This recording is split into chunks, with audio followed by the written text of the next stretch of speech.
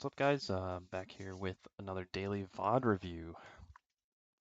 So this is going to be another self VOD review. I have Diamond 3, 11 LP. I just ranked up, so I'm still continuing to climb. Even on my losses, I'm doing fairly decent.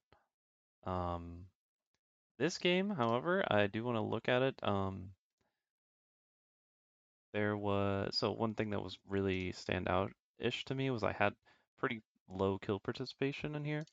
OP.GG went ahead and said that I was 6 and I had a roller coaster performance. Stats sometimes are kind of just noise, but there might be something to be said about this. The fact that I had so little damage, I mean, I'm not gonna out damage an Aphelios or a Xerath, so whatever, that's not a big deal. But the fact that is I did have less damage than Nidalee did. I even had less damage than their mid laner here. I had just around this. I had less damage than their 1 in 5 Varus, so that's it is a little concerning. Um, it might just be noise, so we're going to look at decision making and see if this is actually the case or not. Luckily, our top laner was kind enough to give me jungle. I was filled top. And yeah, so let's go ahead and get into it.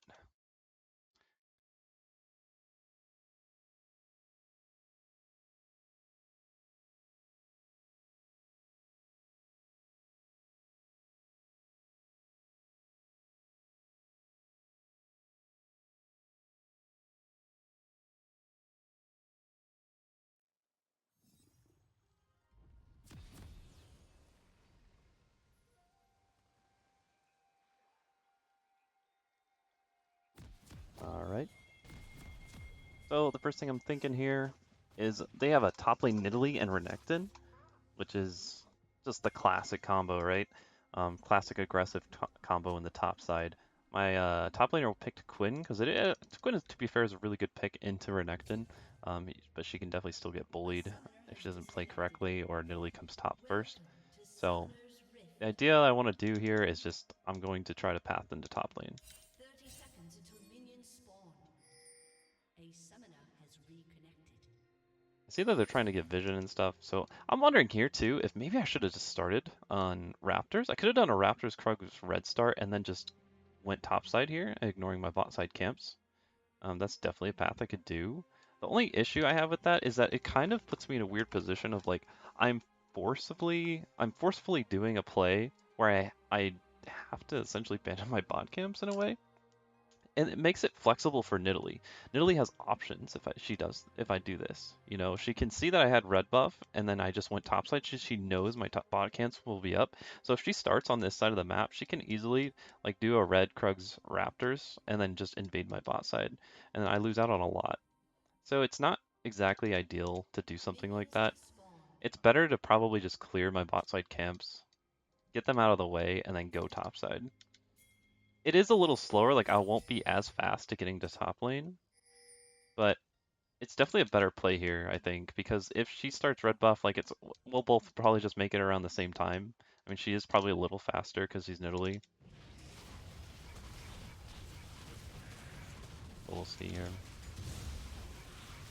Also, reason being I want to match is because, like, I mean, this is aggressive lane. We know Nidalee's going to want to go top here, right? Um, the problem here as well is that bot lane is very, very safe. We look at the lane matchup. It's Aphelios and Janna. Like, they don't really want to. I mean, Aphelios kind of wants to bully a little bit, but he's not going to really outbully Thresh and Varus here. And so, relatively speaking, they're probably going to get shoved in first. And, like, then you could say, okay, maybe you can gank bottom, but, like, Thresh is relatively safe. So, the issue is, like, trying to gank this is going to be very low percentage. Thresh can peel for his Varus really well, and there's a chance that I just die because I get CC'd. So it's just better to let them farm out.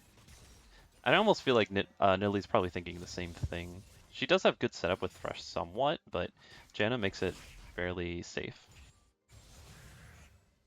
We're gonna level 3, and mid lane's just mage versus mage. They're gonna be poking back and forth. It's gonna be pretty boring for the most part. Right here, I think the reason I don't just beeline it to top lane is because Quinn kind of has control of the lane right now. But honestly, maybe this is a mistake. Maybe I should just beeline the top lane. I think also a thing to think about is like I want to clear my Raptors at very least, and then maybe go top because like Nidalee can do this 3 camp and then check. And if she sees that my Raptors are up, she might actually just take my Raptors as I'm sitting in this tri-bush, maybe not getting anything done. Um, so that was kind of my thinking here, is that I want to at least clear my Raptors. And she goes for an invade. I can see her on Tremor Sense. I just walk into a spear. That was so bad.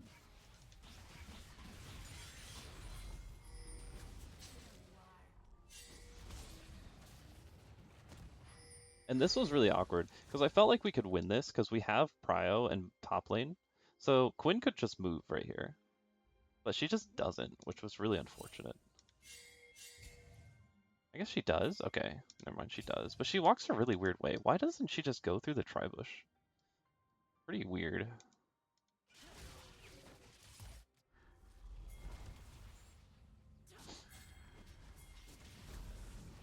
Yeah, and she just gets 1v1'd essentially, which is really interesting. Okay. Because she used the volley, what was it? Vault? She used that way too early, I think. Like that. Yeah, I guess she shouldn't be doing that, I don't think. Probably should have just led with Q. And then when Renekton eased towards her, he can vault off of Renekton. I think that's probably the way to play that. But anyway, we're going to look at my gameplay here. I'm sloppy here. I think I'm really sloppy. It's fine what I'm doing here. I think we're just baiting her in. But like, I'm just so slow here. Imagine if like right here, she's waiting on her hop. What if I just flashed earlier? See, I flashed way too late.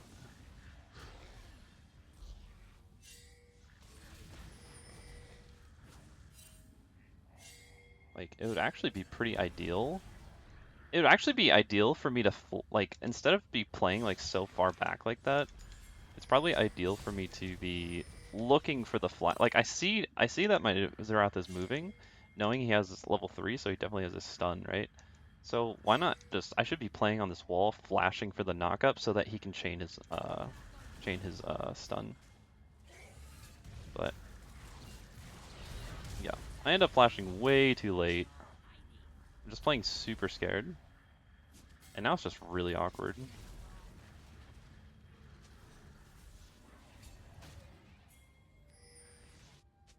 It's fine. I'm mostly just trying to waste Mel's time here now. Because I know Mel's here.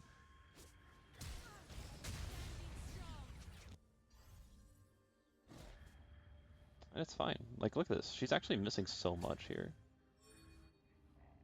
And I've just like, this was what was really annoying about this, is like, you could argue maybe I should have just left after like so long. Like, I feel like we're just wasting a lot of time here. But honestly, like, why doesn't Quinn just run? I mean, she wants to get this wave. Okay, she wants to get this wave. But like, she just literally just completely ignores that there's 2 free kills here if she walks over here. I guess she doesn't see it as 2 free kills because she used her flash and her ignite, so she doesn't have any gap closer besides her E, I guess. So I guess she doesn't see it as a free kill. I was a little frustrated by that she just completely ignored this fight. But at the end of the day, she has all these minions she wants to collect. So it does make sense what she did. And like, I was already out, so probably the ideal play is for me to just leave and just go do this scuttle crab, and then maybe scout out to see if I can get her raptors or something.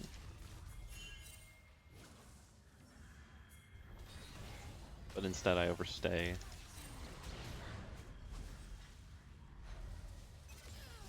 Oh, frick. Yeah. Yeah, I got upset over the Quinn doing that, and maybe that was actually incorrect. I think maybe we just overstayed. Probably the better move is just go to the crab, maybe try to get some of her respawning camps, instead of being ridiculous about it and overstaying because of ego or whatever. We get an awesome kill there. I'm able to actually take the respawn camp. Nidalee overstays, because Janna is a boss and helps us out. I get the crab. Everything's just fine and dandy.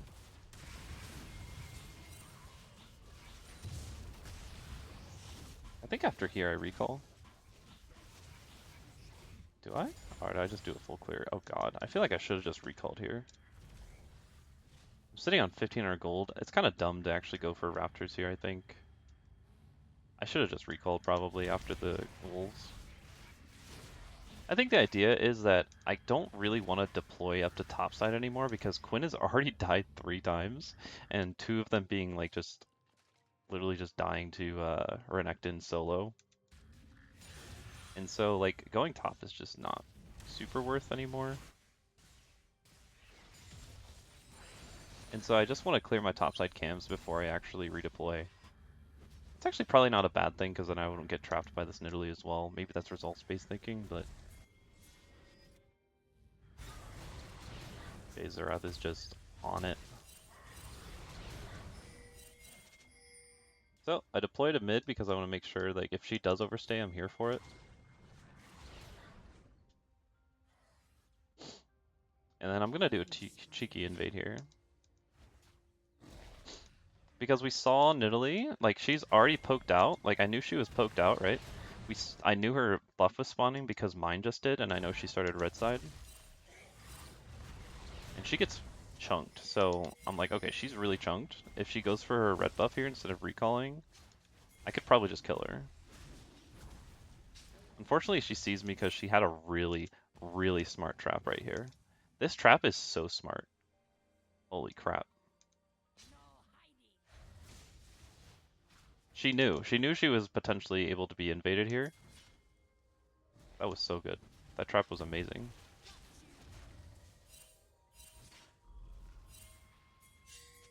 And so as soon as this happens and they know I'm here, I have to leave because I don't know where Thresh is. Thresh could easily roam to me. I think I greed here. Because I'm like, I can kill the Nidalee. And yes, I could if I didn't play mechanically like a novice. I played like a bronze this game mechanically. So I guess maybe it's true that op.gg was correct.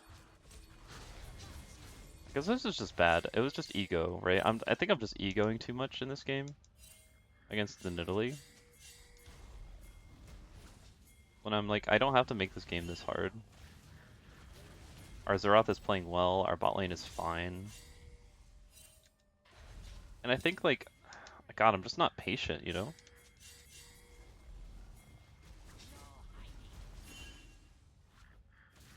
I think this tunnel sucks.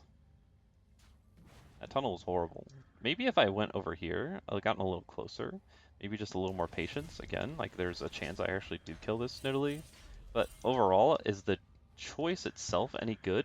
Probably not, because my bot lane doesn't have move.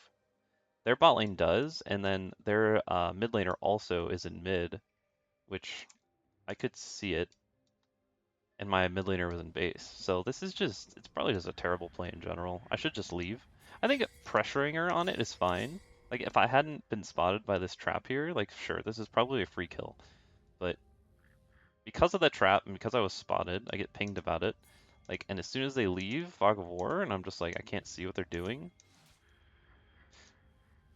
Like I see them on this ward, which is nice. That's why I kind of overstay. But then like Mel's moving, we see that. As soon as I see Mel moving, maybe I should just be leaving, right? It's kind of cringe that I... This tunnel should have been just to go over the dragon wall.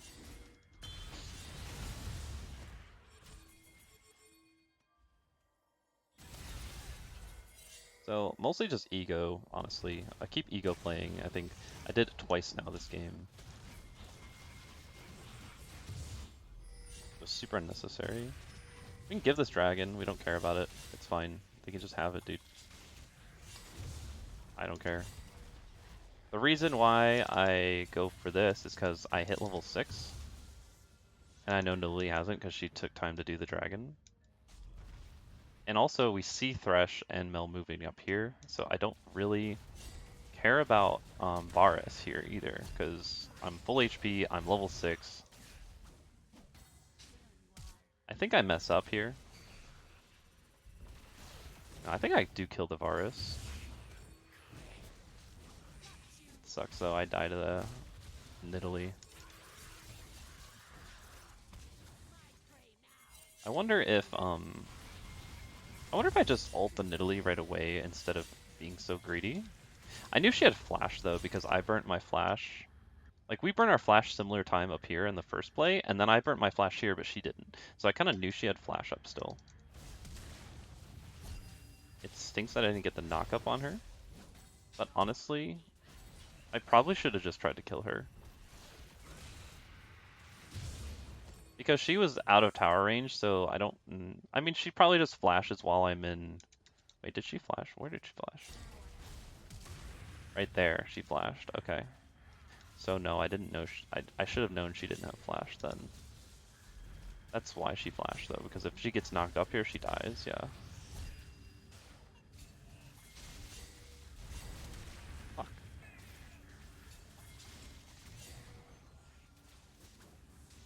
Right here? Do I hit her? I do. I should just ult her there, right there. As soon as I see her flash like that, I should have just ulted. That was a big mistake. That's actually really huge, because I don't die then. Yeah.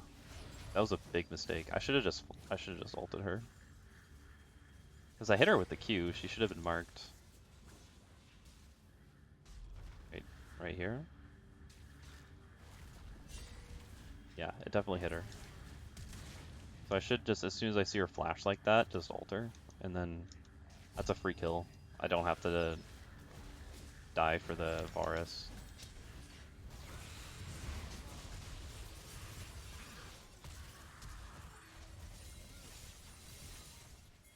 Okay, so that's actually a lot of takeaway in 9 minutes. I actually made a lot of mistakes in this early game. I think a lot of it was the pressure. I mean, Nidalee was pushing so much pressure on me, and it kind of just, you know, made me a little nervous, you know. And I think it's just like I'm learning adaptability, trying to be a little bit more adaptive to what's going on in game, and you know, it's a little uncomfortable for me. So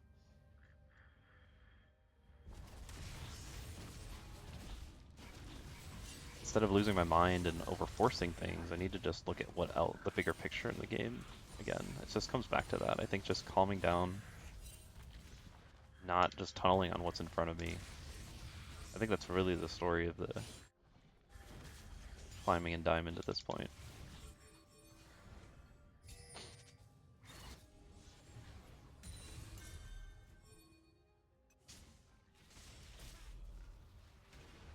So here, I know that she's gonna want to go for grubs here.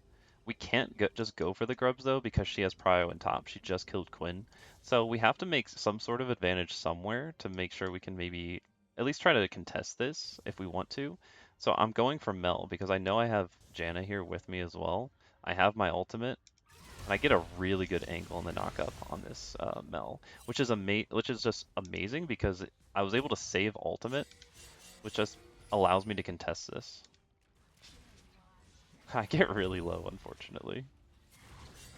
Renekton's here, so it's still very, very scary. And then Thresh shows up as well, so we kind of have to back out. And it's fine. Like, okay, we give them grubs. We can give it up. Don't need to overforce. But we did get a kill on Mel, so it was like small wins, right? And then I want to go maybe counter jungle her Raptors. Turns out I'm like really good at Rek'Sai, so I just dodged that. She also just didn't kill the tunnel, which is dope.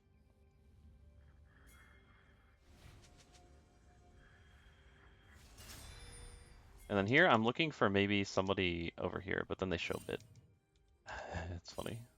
Trying to see if I can get a pick. We can still play around mid. This is why my CS wasn't super good in this game either. I'm really trying to be proactive because we have, I mean, we don't have a gold lead, but I know my mid laner is really strong, and my Janna keeps roaming with me, so I'm trying to abuse that. I do get Thresh hooked, but he just kind of goes in on me when he has no kill threat, so I just kind of tank everything. It's fine. He has like no kill threat on me. Dodging the melt E was huge too. I was able to land a Q for the Prey Seeker for the ultimate. And Xerath is just freaking boss, dude. Bossing it. So we back, we buy our item. We're gonna deploy top because we know Dragon's coming up, so I don't want to be anywhere near top, to be honest. I'm gonna be doing my Krugs and my Raptors, clearing those out of the way so that I can make a play on bot side. Of course, we can look mid top, and I was thinking about it. I was like, maybe I can look top, but like, I don't have my ultimate. I don't even like want to wait for my ultimate to be up and then make a play top, and then not have my ultimate for the Dragon. So we're just gonna not worry about it. See, like I'm already thinking about Dragon right now.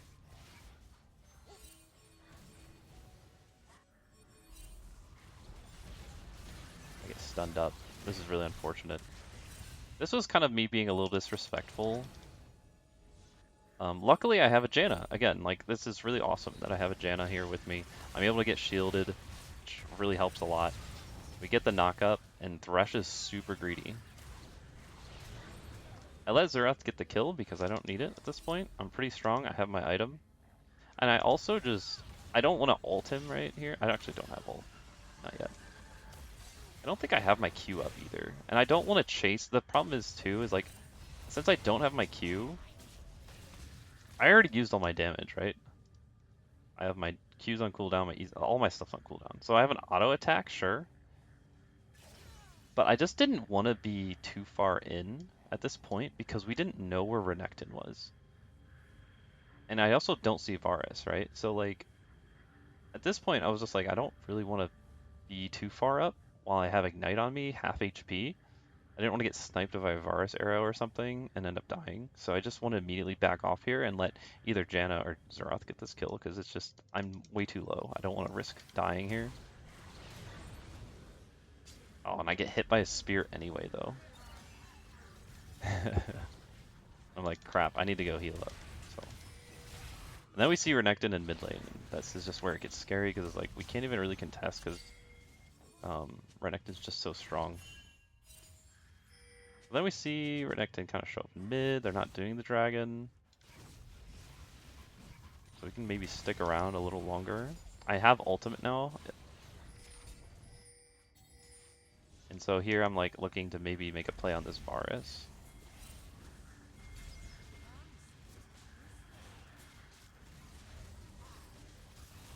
This was crazy here. I die here because I didn't expect Renekton to stay for this long. I thought maybe after he had already roamed down and it didn't work because we backed off, that he would just go back top to collect waves and stop this Quinn from taking tower, but in Diamond they don't do that apparently. Looks like he was about to recall actually. And then he saw that they were going for dragon again and he stayed. That was kind of nutty. Yeah, so I just get caught. Yeah, unfortunate. And that was really bad. I think this was probably a game-losing play, and probably where I would cut the review, essentially. I guess the idea, I don't know. I think, like, we have to respect the idea that Renekton is stronger than us. We do see him on mid-wave here. Right here. And so we're just chilling.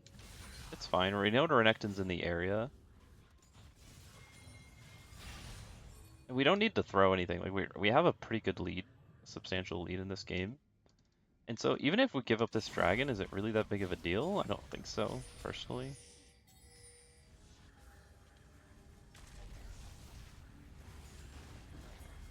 But yeah, we end up forcing it. I was thinking we were strong enough to do it. I mean, we're all full HP, full mana, all have ults. And I'm pretty sure Xerath is, I mean, he's ready to go, kind of. He's pushing the wave, coming in. But it's just too much. Renekton staying is just too much. And the fact that he could be there makes this a really bad play. We could just I mean, we could have just let them have this in a way and just let Quinn get back into the game by doing what she's doing.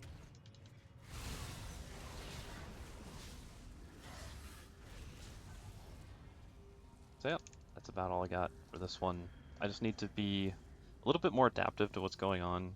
Maybe not over forcing things again. Like this was just ego, like the whole level 1 or level 3, I guess, when they invaded. Just like big ego plays of like not willing to give up my stuff because they're invading my jungle. It's like I could just leave and go do something else. It's fine. And again, this is kind of the same thing. It's like we don't need this dragon. We have a really good gold lead, and we could just let them have it. Like this early game objective doesn't matter that much.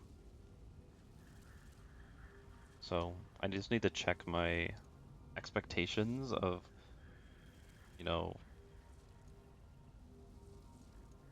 be okay with giving stuff up in the early game if it means not giving up more. Like, I give up so much here. I end up dying. I get Philios killed. They get Dragon. I don't know if anyone else dies. Doesn't look like it, but yeah. Okay, that's all for me.